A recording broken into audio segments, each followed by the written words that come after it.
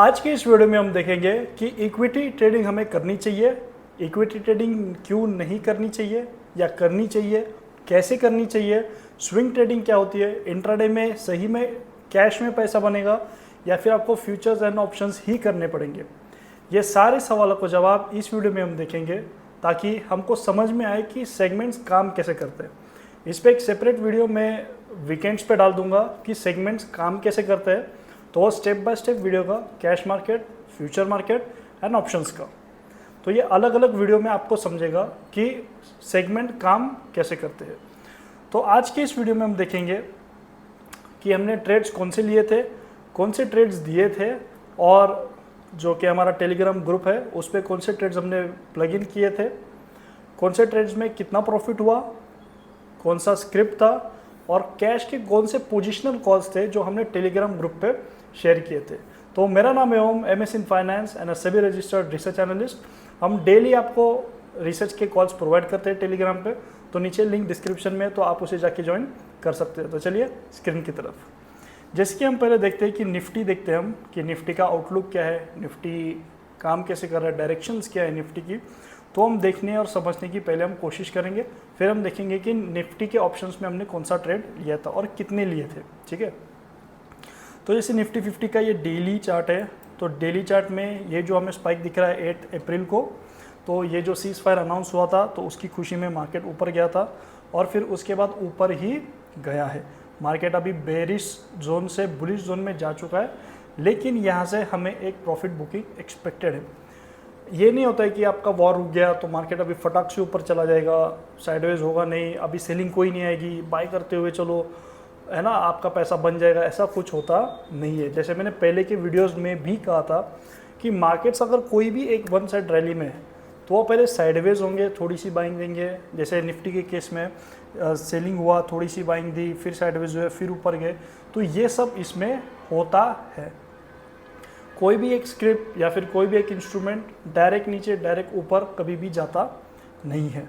तो जैसे कि निफ्टी ऊपर गया डेली टाइम फ्रेम में, यहाँ से साइडवेज हुआ।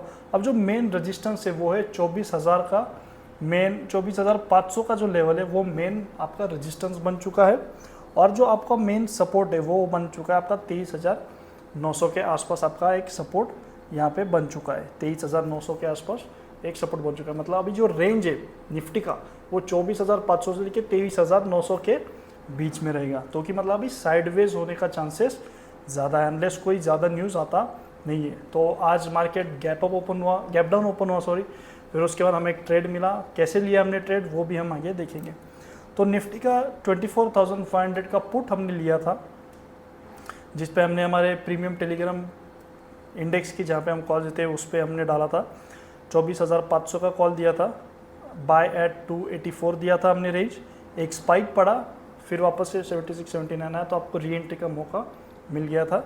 और हमारा टारगेट था 298 और 310 प्लस के टारगेट थे, तो 330 जाके हमारा प्रॉफिट वहाँ पे बुक हुआ है अच्छा खासा। नेक्स्ट था हमारा हिंडाल्को में एक ट्रेड था पुट साइड पे, तो ये बहुत ही स्कैल्पिंग वाला मूवमेंट था। ठीक है, मार्केट तो बेरिश जोन में ही था लेकिन बुलिश जोन में था। तो ये ऑप्शंस का है, 1040 का पुट हमने रिकमेंड किया था स्टॉक ऑप्शंस पे हिंडाल्को का। तो वहाँ पे हमने बताया था कि बाय एट 22.50 जो कि प्राइस चल रहा था, एंड सेल एट 25। तो आपका लॉट साइज यहाँ पे 700 है हिंडाल्को का, राइट। तो आपका अच्छा खासा 1200-1500 का प्रॉफिट वहाँ पे बन चुका है। रिजिड नहीं होना है, टारगेट 126 का था, लेकिन आप 25 पे भी क्लोज कर सकते हो। रिजिड रहना नहीं है, आप रिजिड रहोगे तो फिर आपका गेम वहाँ पे ख़राब हो जाएगा। ठीक है, जो हमने कैश का कॉल दिया था, आज ही दिया था फ्री वाले टेलीग्राम पे, तो जाके प्लीज़ ज्वाइन कीजिए, तो आपको सारे ट्रेड्स वहाँ पे दिख जाएंगे। इसे हमने रेकमेंड किया था 2396 के आसपास, 2399 गया था स्टिल, अगर आपने एंट्री किया होगा। तो आपको डोम्स इंटरनेशनल में एक अच्छा खासा मूवमेंट यहाँ पे आ गया था 23, अगर मैं 2400 भी पकड़ूँ तो 2400 से लेके आपका एक बहुत ही बढ़िया प्रॉफिट यहाँ पे 1% का 24 पॉइंट का हो गया था। तो आपका कैश में भी पैसा रोल होता है, फ्यूचर्स एंड ऑप्शंस में भी होता है। अभी हम डिफरेंशिएट देखेंगे आगे, लेकिन हम एक लास्ट कैश का कॉल देखेंगे जो हमने पोजिशनल रिकमेंड किया था, आइनॉक्स विंड 100 पे रिकमेंड किया था, अभी 104 चल रहा है।